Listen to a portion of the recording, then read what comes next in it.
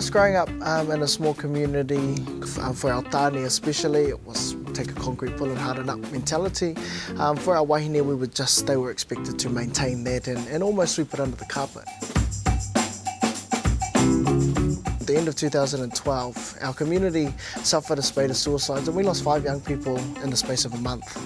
And for us, what we realised was that a lot of young people were more comfortable, our peers were more comfortable talking to each other than they were, unfortunately, to the teachers, to the counsellors, to any support services, and most importantly, to their parents. From the Tukotahi program. We had the opportunity through different services to be able to grow the program, to develop it alongside amazing people like Dr. David Kodyre, who was instrumental in putting in all of the frameworks and teaching us actually how to appropriately address mental health problems while keeping everyone safe and everyone's mana intact.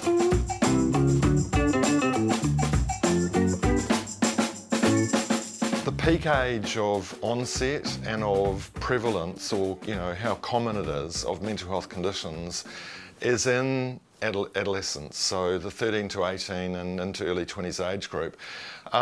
So that's the age when these issues are most common, and it's also the age where there's the greatest opportunity, if you can identify early and provide the right support, to actually prevent these problems continuing on through life.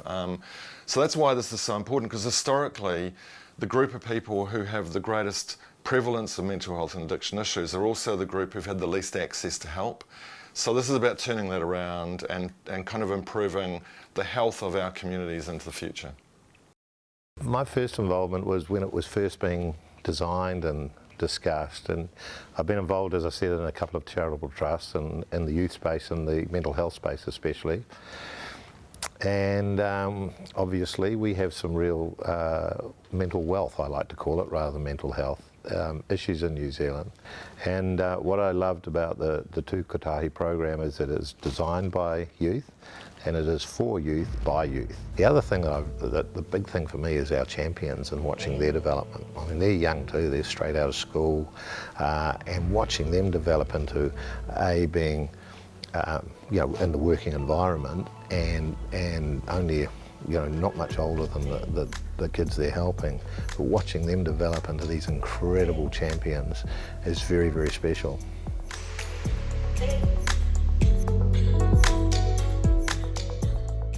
For me, Tukotahi means a change for youth in the future, and the steps we're taking for our youth and making sure we're looking after them and they're getting the support they need to go on to do successful and big things in the future.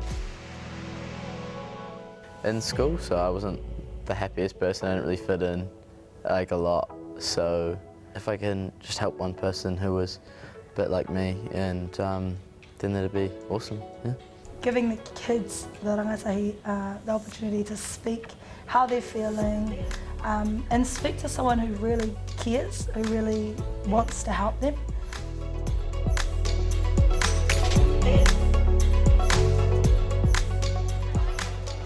I'm a Tukotahi leader, and that is a lot of responsibility.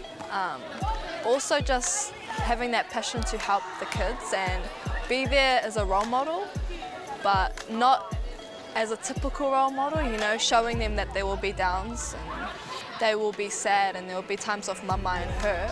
And it's been nice to have our own tuakana to help us be tuakana for our teina at school. It's helped me, especially around kaupapa Māori, things that I've been running at the Kotahi, having the Tukotahi team involved as well just adds another element. It helps empower some of the mahi that I've been doing as well.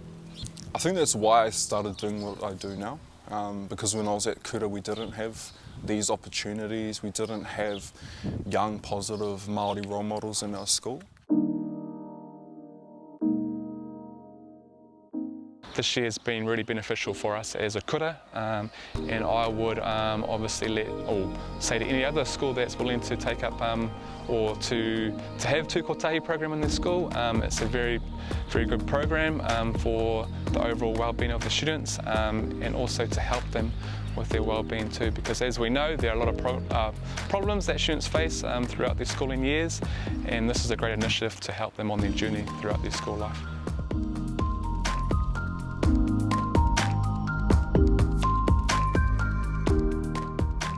I am a TK leader, which I go around to the students in the school because they might not want to come up to adults or the social workers or or our TK champions and talk to them. So I'm one of the leaders in the school that will go in throughout the other students and will help them out. If they need help, they'll come to me.